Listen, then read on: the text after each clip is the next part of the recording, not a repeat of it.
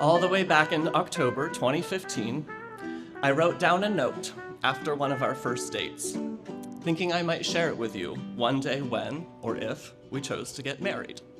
I know, I was perhaps getting ahead of myself a little bit after less than a month of dating, but then again, here we are. The words I wrote still ring true now, and perhaps with even deeper resonance after more than a decade of being together. So I share them with you now with an open heart. These are the best of times. I am overwhelmed in the best possible way. I think I found a glimmer of the life that I've been wanting, and a soul to share it with. You make me feel like I can fly. I won't let you go because you are so special to me. Sometimes decisions worth making necessitate sacrifices. With the best of intentions, I will meet myself where I'm at and also meet you where you're at through each twist and turn we encounter. No matter what the future holds, I will hold onto you. Tim, 6 years ago, we stood together in the middle of a New York City subway car when what seemed like a fleeting moment became a turning point for me and our relationship.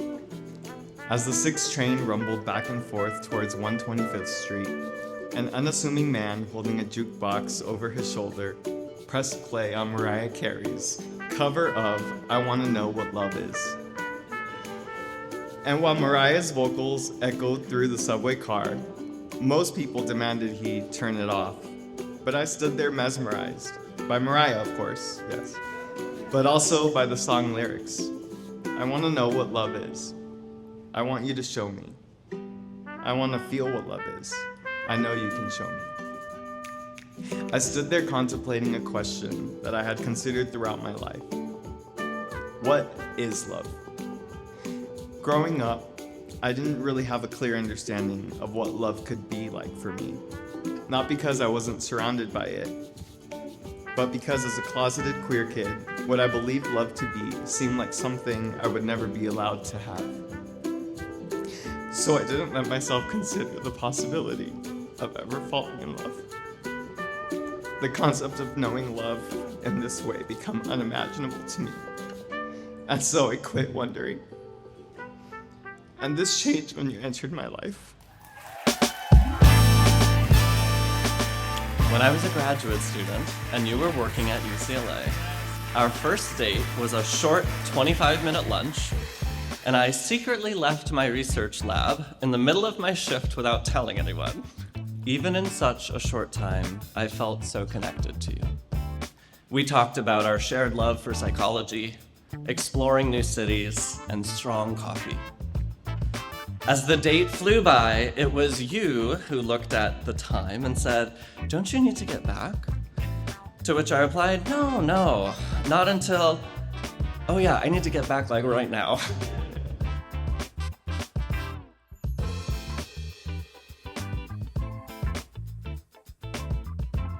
As our relationship grew, the questions of what is love and is this it would resurface over and over again.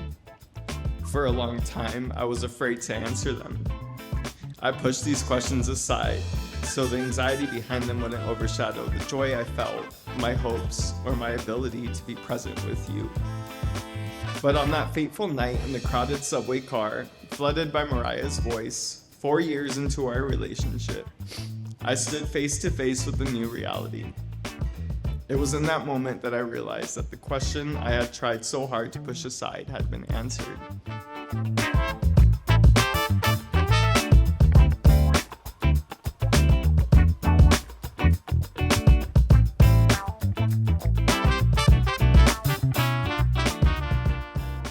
I cannot wait to keep laughing with you as we share this life together. And even though I know I've found love with you, I will keep singing I Want to Know What Love Is, unapologetically off-key and off-note, because it will always remind me to appreciate every moment that we share, to never take you for granted, and to keep showing up for the love that we've built. It turns out love has finally found me. And I want to thank you for showing me. I love you.